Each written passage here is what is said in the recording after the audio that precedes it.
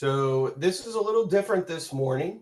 Normally we always do these live, but I double booked myself. And so interesting enough, as they say, necessity is the mother of all innovation. And so through this, we actually have started thinking that doing them live and then putting the recording on and allowing that to be accessed all month and doing a new live one every month would be a good way to kind of extend the message out a little further. So if this works well, it should make it a lot easier for you and all of your colleagues to get information about our program. So let us know what you think of this feedback. One downside, we normally, when we do it live, we have a question and answer session at the end. So obviously that's not happening now because of the fact that I'm pre-recording this, but normally I would do it live and I'd have an audience that would ask questions, and then I can answer them or my team. So we're going to try something new. Important to note that this is a complicated program like all of the affordable home ownership programs are. So we give a code throughout the presentation, and you have to write the code down. When you ask for the application, you do have to have the code. So anyway, I'm going to give you guys the first letter of the code now. So you want to grab a pen and paper. That's handy to maybe take some notes and write down questions that you might have as well, so you can reach out to us with those questions. So the first letter of the code is J. Again, the first letter of the code is J. So stay tuned, and we'll give you that throughout the presentation. All right, so let's get started. So who is Central Rappahannock River Habitat for Humanity? Well, many people know Habitat for Humanity, our parent organization, or mother organization, if you would, depending on what you want to call it. But it was founded in 1976 by Millard and his wife, Millard Fuller and his wife. And Caroline County opened its own local affiliate in 1996. In 2025, we expanded and rebranded. And now that's why we're known as Central Rappahannock River Habitat for Humanity, whereas we were previously known as Caroline County Habitat for Humanity. I will mention this. We have set it up as doing business as Central Rappahannock River Habitat for Humanity. And we'll be phasing out the single county name eventually, but that's going to take time. We have grants, we have contracts, a lot of things in that. And so we just want to find a more easy transition point. So if you look us up online for 990s or IRS or audits, they still have to be reported under the single county name, but we are doing business as the expanded name. And in the next few years, we will totally rebrand as we work through that process. But one thing about Habitat for Humanity, even though we're a national organization, we're national, but we're local. So every Habitat for Humanity agrees to certain things to be an affiliate of Habitat for Humanity. But we're all locally led. We are responsible for building our own programs and funding them. So our board is all made up of really great local leaders that ensure that we got all the subject matter expertise to oversee our programs. They're all volunteers. They give a lot of time and everything to make sure that these programs are community-centered and focused. So you can go to our website and you can see who is on our board of directors, but great local leaders, so we're grateful to them. So I encourage you to check out our website and explore more about us in your time. All right, also, a little bit more about us. You guys are teachers and first responders, and this program we're doing with you guys is pretty new. There's not, as far as I know, I don't know of any program like it in the nation. I could be wrong. It's a big nation. So this is what we're going to share with you today. It's not your traditional habitat type of stuff, but it was needed in our region, in our area, so we built a new program. But we do operate kind of 3 programs in total. The first one is our Bedrock program. And as a teacher and first responder, you'll find out you'll have a couple pathways in your program to own a home. And this is one of those. It's more of your traditional method. whereas you build your home yourself under our supervision. The community helps you. The big difference with the self-help program is we build 5 to 8 at a time. You make an agreement with all of the people building their home to not only build your home, but their home. So it's like it's almost like the Amish farm raising, if you've seen any of those on the Hallmark Channel or anything like that. But that's a very similar program in that sweat equity is the primary way we lower the cost of the homes.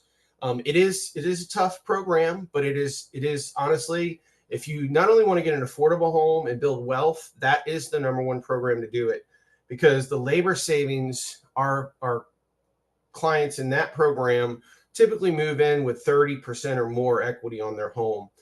And because it's not laden is maybe not the best word, but because it's not layered with so many grants to make it affordable for the participants, they save their money through the sweat equity. It tends to not have as much, it sometimes moves a little quicker. Also, there's not as much strings sometimes, and I'll share more about that in a bit. But when we have grants, down payment grants, there are some conditions to those. And so you got to weigh the different programs and determine which program is the best fit for you.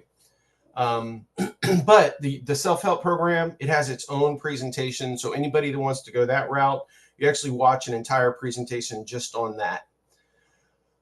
The second program we have is pretty small, but very powerful. We're very excited about it. We're partnering with Caroline County High School construction CT class. They're actually building a home on campus that will be moved and set on the foundation here this later summer or into the fall. And that one is really small. It's just one home. But in order to apply for that one home, you do have to live in Caroline County and be a veteran. So it's a great way to get a home. Also, we've been proud that the kids have been able to learn some skills on it. So it's been a great thing for the CT class.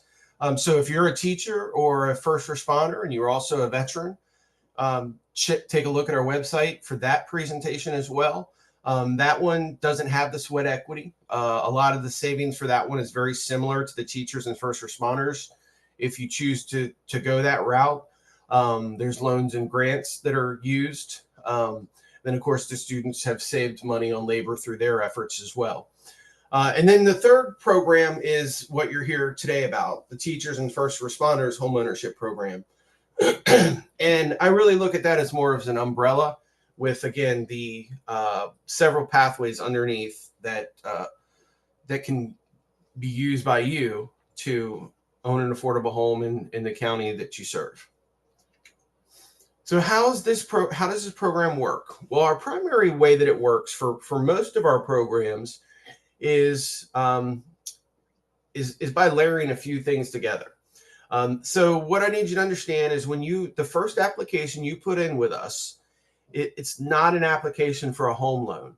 You're applying for our program.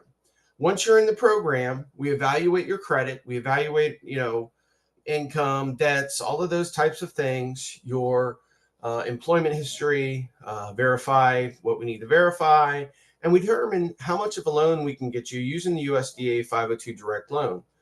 Also, we will be introducing some new loans here soon that are also going to be available. For example, if you're a veteran and you have a VA loan, that's something we can use and work with you. Also, the USDA has what's called a USD guaranteed loan. That's something else that we can work with and use as well. So we have a few loans that we can help you acquire, and they're designed to be affordable, to make it so folks who are just working can get an affordable home.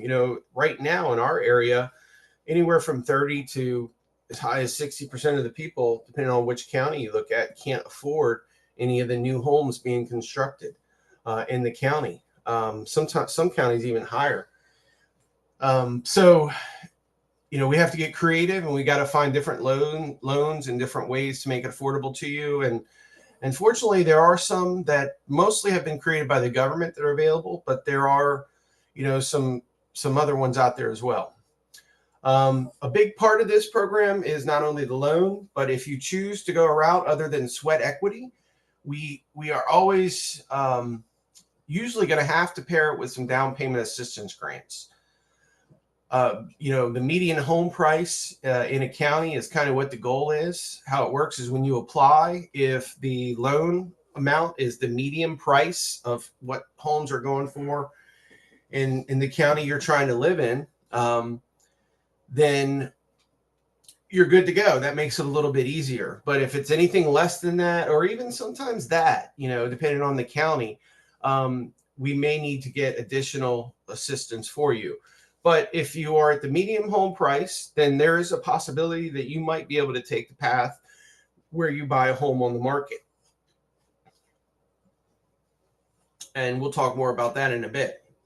And then the last part of the thing well, not the last part, but the next part of the piece is what I had mentioned previously in the sweat equity, the self-help program, and all of our programs. One of the key things about Habitat, doesn't matter how we fund our programs, we always lower our costs through sweat equity, be it construction, and that usually is a direct lowering of the sales price of the home.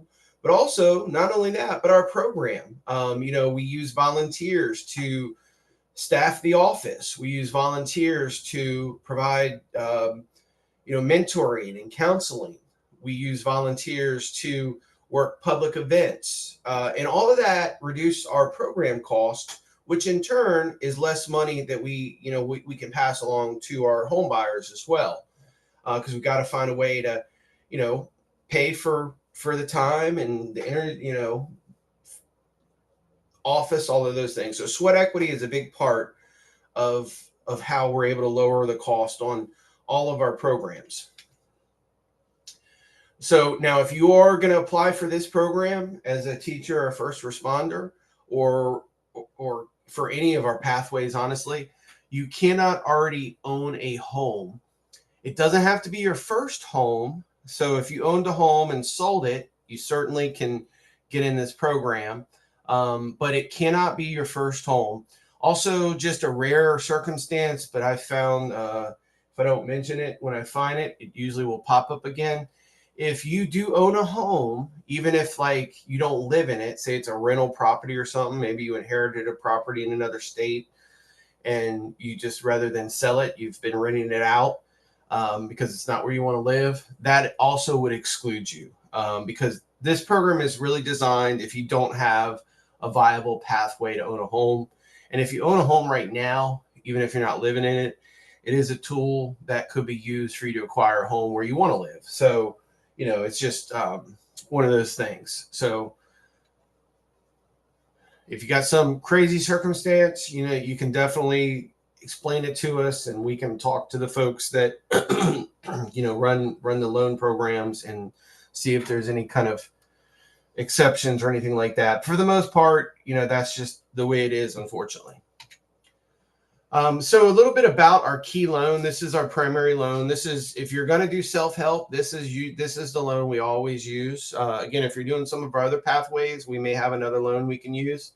But this loan is great. This is really the key tool we use to make the homes affordable. It has very favorable loan terms. A standard loan is 30 years. This one is 33 to 38. Also, one of the goals of this loan is to make sure your payment is no more than 30% of your adjusted household income. So they can actually give you a monthly subsidy under certain circumstances and income levels, lowering your effective payment rate, to a 1% rate. It is a subsidy, and we go into more in that. If you're, going to use the loan, we give you those terms and conditions. But when it comes to subsidies, sometimes you can pay those back based off of certain circumstances. So we expose that to you. Really, I kind of like to use the old onion method. Our program is like an onion. There's a lot of layers to it. And so we kind of peel them back and show them to you and let you kind of peel the layers back as you want. Because I could spend 8 hours kind of talking about all the intricacies with you. So a lot of it is, over the first 90 days through the counseling and meeting with us, you get a lot of information thrown at you. And through that process, you'll ask questions, obviously. And that are relevant and important to you in life. And then, of course, we walk you through it. But so we try to give you the really what you need, but then there'll be a lot more given as you go. For example, you learn about, you have to do homeowner education classes. So you learn about insurance, you learn about, taxes. So you learn about how all these intricacies work. And it's just one of those layers. This loan doesn't require down payment as long as you get approved for enough to cover closing costs and various things like that. Then you don't have to come out of pocket with any money. There's no private mortgage insurance, which saves you usually about $50 a month that goes to your principal. So it gives you a higher loan amount. It is based on your area income limits. And I got another page after this that will show the whole region wide that we serve. So I'll just kind of ignore those numbers there on this screen, and we'll go here. So one of the key things about this is they want to make sure you can afford the home. So your home payment and any other debts that are reported on your credit report cannot be than 42% of your adjusted monthly household income. So that is a factor that we have to look at, and we can't change at all for you. You have to do that yourself. So if you have a higher debt ratio than what is required, you have to find a way to pay down some debt. But we also can help you with that. So I'll talk more about that in a minute. So debt to income ratio is a big qualifying factor. The next one is repayment ability. So you have to have basically 2 years of stable, dependable income. So if you just started your job or something like that, you may have to wait. But they want to see that you have been making around the same money for at least 2 years. I will mention this: if you were working in one district and you moved to the other, and it was just, like that, then that really won't impact you. So it doesn't necessarily have to be the same job, because you might have moved from one school system to the other, or one, police department to the other. And that's okay, as long as, there wasn't this huge gap, and any gaps didn't cause your income to drop below what they consider, the amount you need for the loan.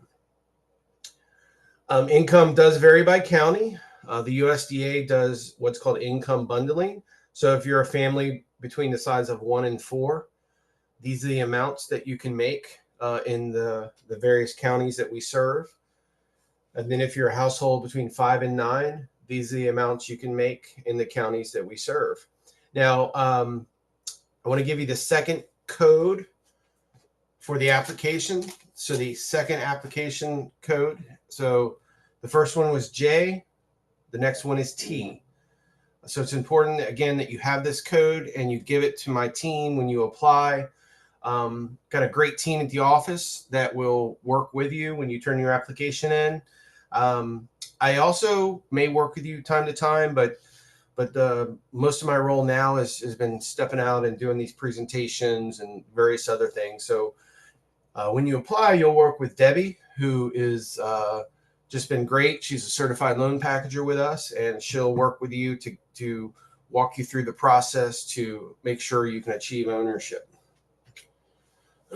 So another big part of how this works, especially if you don't do self-help, is using some of the down payment assistance programs that our state has. Department of Community Housing Development Authority has one. Habitat Virginia, who is our state support organization, they oversee one for the state of Virginia. And then Virginia Housing has some various programs that we might be able to use as well.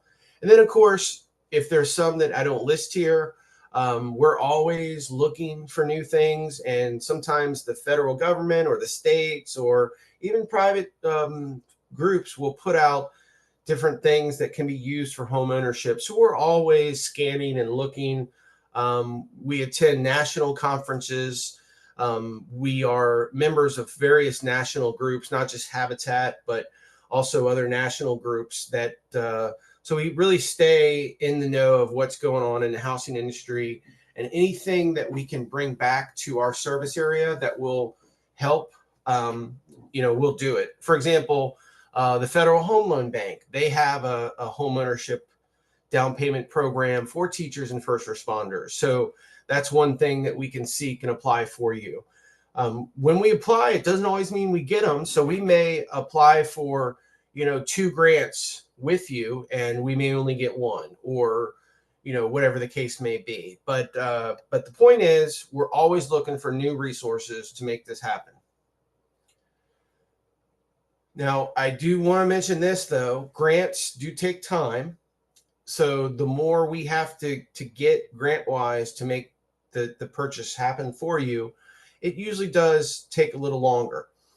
So with that, we will only seek enough down payment grant to make it work for you. When we run your numbers, if we can get you a loan, because our loan is a really good loan, and that's enough, we're going to stop there and say, hey, guess what? Good news. You're ready. What pathway would you like to choose? So I don't want people to be upset if, we don't look for grants for you. If you get approved for a loan in Caroline County for $428,000, you know what? You might be able to just go buy a home on the market. So we're not going to chase after another grant if that's available to you, because there's just so many people that are in need, and we have to really be strategic to make sure we can help everybody that comes through the door. So we'll work with you individually to get you where you need to be based off of your income and situations. Grants do have conditions. So this is one of the things that I encourage everybody after you do get your loan amounts and we have a kind of basic understanding of what's available for you. I always encourage you to check out the self-help program, because it does not have some of these clauses. But most grants for down payment assistance, they're going to have a 10-year period that if you sell your home, you're going to have to pay some or all of that back. Most of them, it's forgiven 1/10 each year, but that is most of them, there are exceptions. So just keep that in mind. It's still, a fantastic program, but you do have to live in the home for a certain set period before that grant is forgiven you. But some of these grants are 10%. So if we get you a loan for $380,000 and then a 10% grant, that's almost $40,000. So it should be expected that, there's going to be some strings with almost 40 grand in money. So hopefully everybody's okay with that. I've had a few people that literally haven't applied because of that, but I encourage you, do the math, crunch the numbers. You're still going to be better off. Even if you sold your house in 5 years, you're still probably going to be better off. But we do hope that you'll want to live and work in your service area for years to come. That is honestly one of the reasons that this program is so supported by the local governments. Your workforce is very much needed, and they appreciate you, and they want you to succeed in the counties that we serve. So in particular, I got to thank all the board of supervisors for Caroline County. All of the counties are good, but we started this program years back just as a single affiliate for one county. And through Caroline County's investment, now we're able to offer this throughout the whole region, not just for Caroline County. So just a big shout out to them, and just want to just let everybody know how important that they were in us bringing these resources to you guys, not just Caroline, but every county. So your local boards are great as well. They've all offered support in some form or the other based off the resources they have. So we're very grateful for that. So make sure if you see your boards or supervisors out, thank them for their support, for supporting Central Rappahannock River Habitat for Humanity. So oftentimes they only hear about the problems and not the good things that they were able to do. And believe me, they do a lot of good things. So, shout out to them.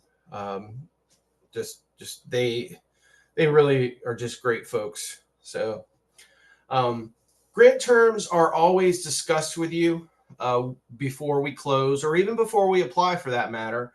If there's, things about a grant that you don't want, we're certainly not going to apply for it.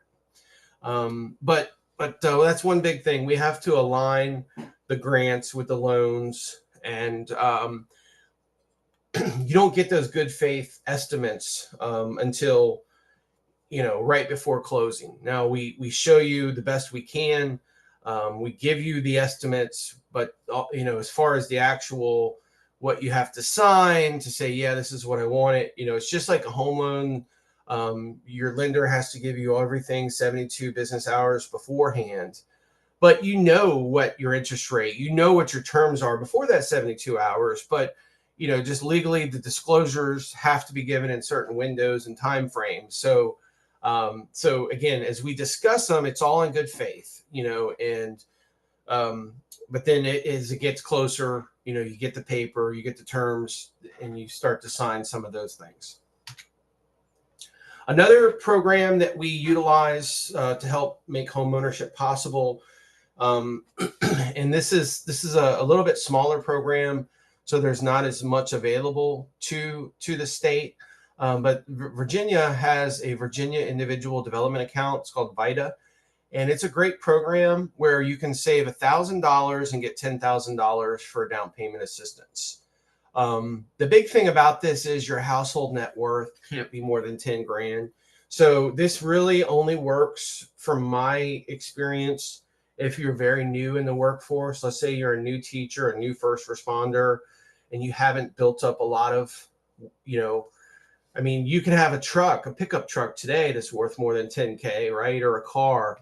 If grandma gave you a car that was worth more than 10K and you don't owe money on it and making payments, then your net worth is, over 10K. So it is a more narrow window. But if you're a new teacher, a new first responder, and you don't have a lot of assets built up yet, this is an amazing program.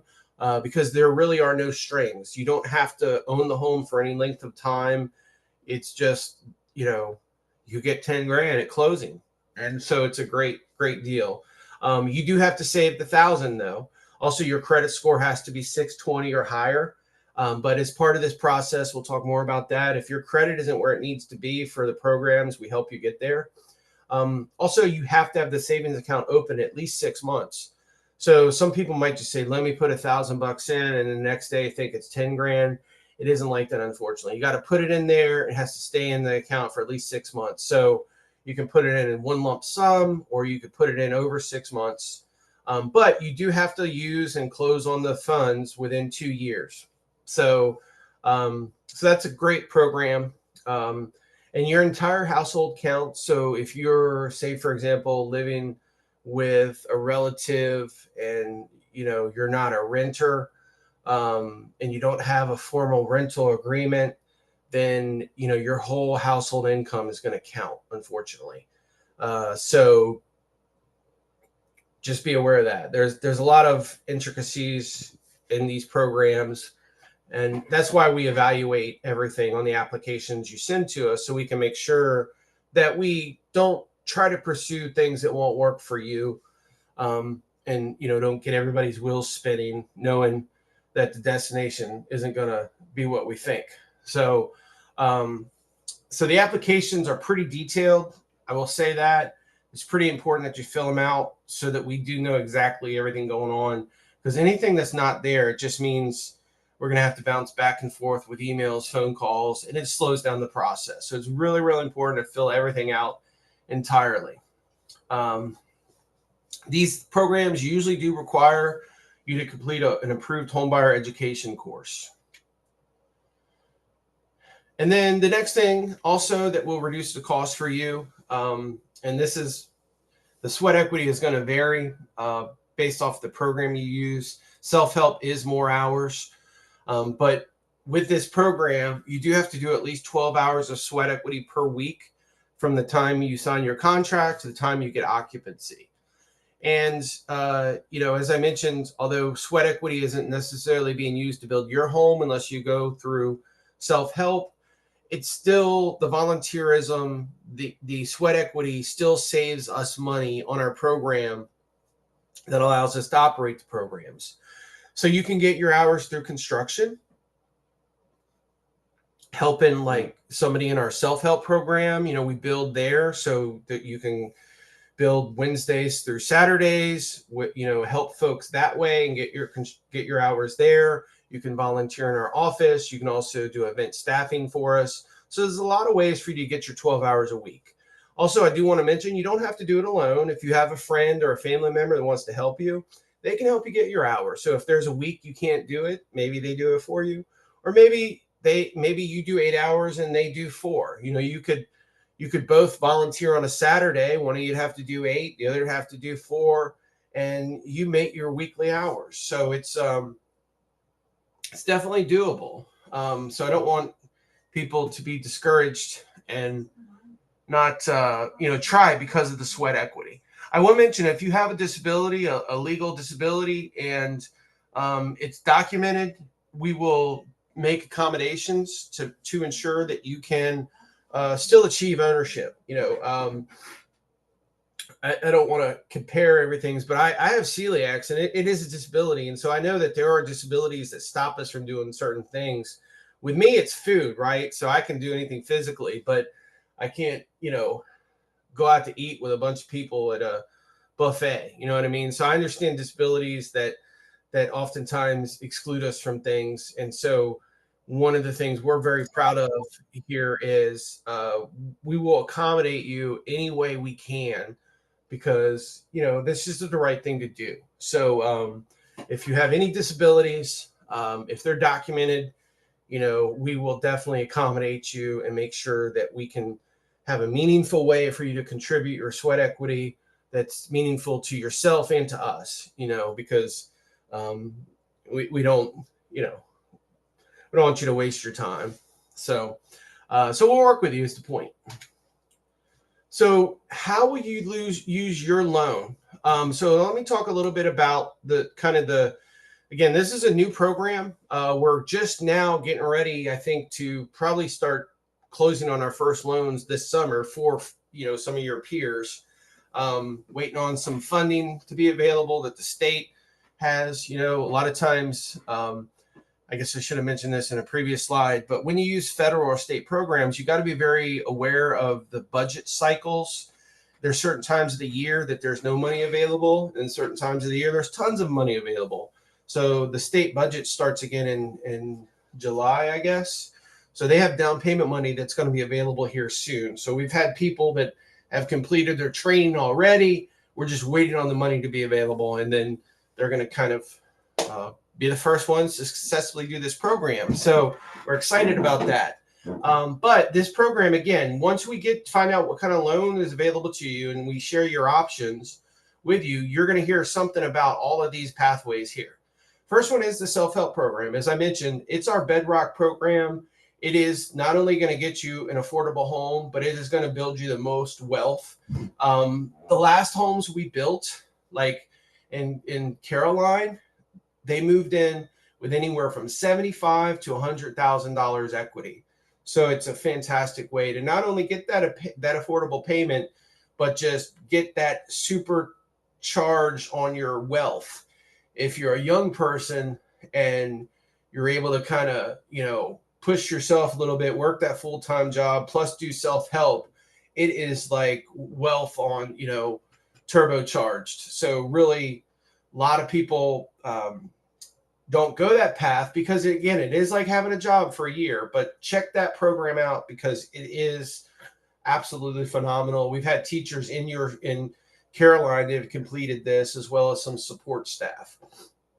The next program we're working on, and we're really excited about this, is a modular program. So especially in some of our more rural counties where we can't get contractors to build homes, we can use a modular method, and it reduces the number of contractors we have to use, which is great. And it also reduces the time of the build.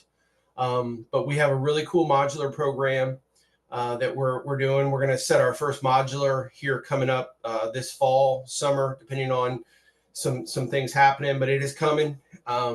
Also stick built. So if, nothing wrong with a good old fashioned stick built home. If you get enough of a loan, we have some local builders that know our program that will work with us And so we connect you with them. They build the home for you.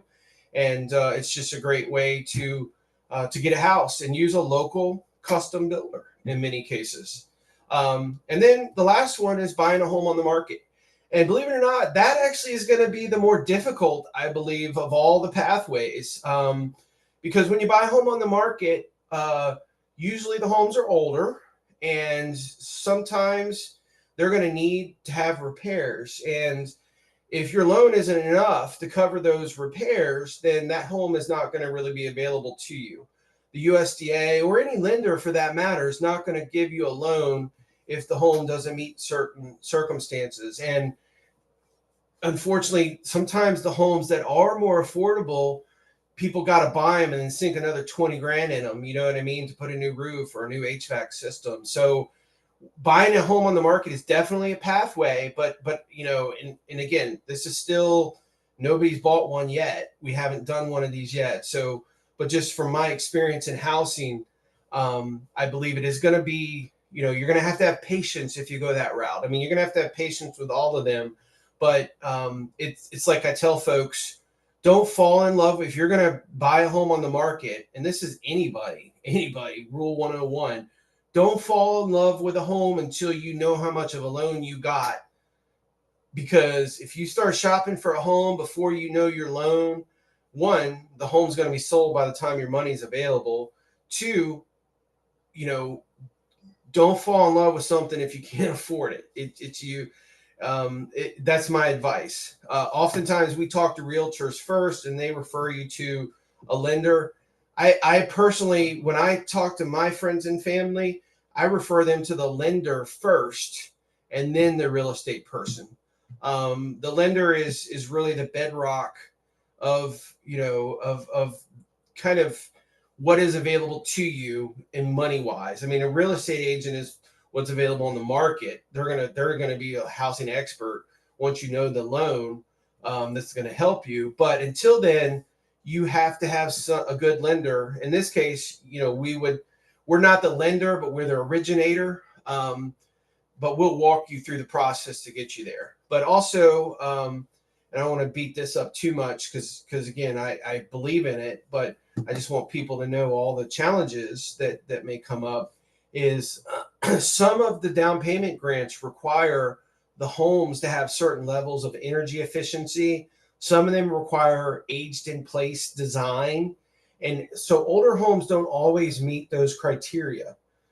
If I'm building you a home, or our partner is building you a home, it's in the design. We got it already. You know what I mean? So all of our homes are designed to achieve the maximum amount of not only affordable lending available, but also the maximum amount of down payment assistance that's available. So we build Energy Star, we build age in place. And if you research and figure out why, that's very intentional.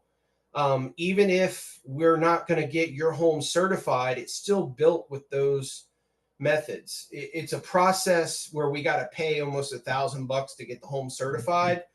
But if we need to do that to make it work for your loans, then we will. So I'll give you an example.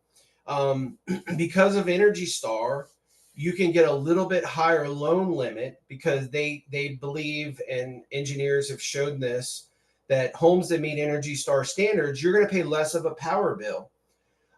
We just got word yesterday, one of our homes that were completed most recently, I was so excited to hear this. Their most recent power bill was $60 some a month. So that's unheard of. I thought mine was cheap at my house, but that was just like phenomenal. So the idea is you save enough money on electricity, you can pay a little bit more on your home payment. So that's a thing. And then some of the down payment grants, because accessibility is so important, a lot of them do require the age in place. Because I don't know if you know this or not, but when you are 67 years or older, you're on public health care. And if you can't get in and out of your house, guess who pays that? That's right, taxpayers. So folks who have to call and get a transport company to get them in and out of their houses when they get older, that's expensive. So there are programs that are out there that want to get more of these age in place homes on the market, so that when you sell it or somebody else sells it, there's these accessible homes out there that are available. Accessibility is big for me, guys. It really is. I have my father, he's on a walker and he can't go up and down steps anymore. And it's tough to see because he was always he was always going. And if if he didn't have steps, his life would be so much better. And then I got very close friends who, have had accidents or in wheelchairs and stuff. And so having accessible homes is really something that I'm passionate about. But fortunately, that passion has allowed us to be one of the leaders in affordable housing, because if you build this way, you can get money to make these homes affordable. So I think I've beat that horse there enough. But if you guys have questions about it, if you want to know what accessible home is, go to our YouTube page. You're here now, probably. Look at the tour of the Warren home, and you'll see what an accessible home looks like. When you look at it on from the outside, you don't even notice anything different about it because it's all in the design. You don't have a big ramp made out of wood on the front. Those are fine when you need them, but if you can build it without that and incorporate it in the design, they're just beautiful homes. So anyway, take a look at that. So a little bit about the application process. Congratulations, you did step 1. Step 2 is turn in your program application. Step 3, we review your application for eligibility. Step 4, we identify the type of loans and down payment assistance grants that might be needed for you. And then we align and apply for the grants and the loans. And then you work your sweat equity. And then you close on the loans. It sounds pretty easy, right? There's a lot of little sub steps in there. There's a saying, how you eat an elephant one bite at a time. So we kind of, we walk you through the process so nothing is ever overwhelming. Funding disclosure. Funds are always subject to availability. Also, if you're a veteran, regardless if you're applying for our veteran student build or not, please check the box, because oftentimes veterans can get priority when it comes to funding. I'll give you an example. If there's a government shutdown or short-term funding and the feds only have so much money to lend until they get some more money, until the next funding agreement is reached, they may only be able to close loans for veterans or people with other circumstances that are kind of prioritized. So let us know that. It does matter. Speaking of government shutdowns, these loans are from the feds for the most part. So if there are government shutdowns when we're trying to close on your loan, that will literally not shut the deal down, but it will make it so we can't close if the government is shut down. Also, sometimes short-term spending proposals, they make it hard to close on loans. There are certain times of the year that are just tougher than others. With the federal government, you pretty much don't want to try to close loans, at the end of the year, because the fiscal year ends in October. Sometimes, depending on the circumstance, that's when they're kind of negotiating. That's when they get the short terms and all of that. So it makes it a lot harder. So we try to avoid them. Doesn't mean we can't close during them, but the amount of loans closed during that time of the year is always less. Also, we are dependent on third-party vendors from start to finish. Everything from the company that we pay money to pull your credit on to the, the porta potty company that empties the porta potty out of your construction site. The point is, there's a lot of people involved in making this happen, and we don't get to control their schedules always. So some things are in our control and some things are not. And so you have to be aware of that there's many, many, many people that are making this work, lots of trades, lots of professionals that make this work. So we're dependent on those. So just be aware of that as well. All right. Again, as of January 1st, we're now Central Rappahannock River Habitat for Humanity. We're really excited. We can't wait to build homes in our new counties. We've had a lot of very positive interactions with a lot of folks in our new service area. And we're looking forward to really showing you guys how we can help your communities.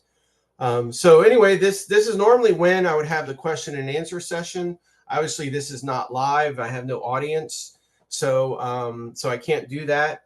But you know, you guys do have our email where you want a second and a phone number. If you have questions, just reach out to us. And now I want to give you the last code. So the last part of the code is 510. 510. So the code was JT510. So you guys, when you email or call, you've got to give that code. So you can email info@crrhfh.org to get the application. You can also call 804-633-1000. There is an application fee, and that's because we have to pull your credit. That fee does change sometimes. I apologize. I'm not the guy that does the applications much anymore. I need to get that updated and tell you the app fee. I believe it's $60 for the credit for one person, and if I'm not mistaken, I think 90 for two. But I'm sorry, they literally just sent a notice the other day that the cost was going up a little bit. So I got to get the slide updated there. Last thing I want to mention, please, and this is on the application, do not turn in your original documents. You sign a disclosure that your documents are going to go digital when you give them to us. So they're typically scanned and shredded. As much as law allows, that's what we do. You know, we get a lot of applications, and if we had to keep every single paper file that we get for 7 years, you know what I mean? Like we would, yeah, I'm not trying to have that much paper around. You know, we're gonna probably be moving our office in the next few years. I don't want to have to move 5 million file cabinets. So yeah, please don't turn in your originals. You can go to the library; they'll make copies for you. I think there's a 10-cent a copy fee. We'll make copies for you also, but 10-cent copy fee. You know what I mean? But most of them, it's your tax returns, pay stubs. You may have, fairly easy access to that type of stuff. And some of it, we don't even mind if you send it to us digitally, if you have digital copies, but you would work with Debbie, our loan processor on that initially. But so, we're flexible people. All right. So again, this is new. Sorry, there's no Q&A session. This will be left up until the next presentation. So I don't think we've scheduled that yet. The staff knows. So if you didn't catch this, today, you can watch this all month and still apply. So thank you all. Have a great day.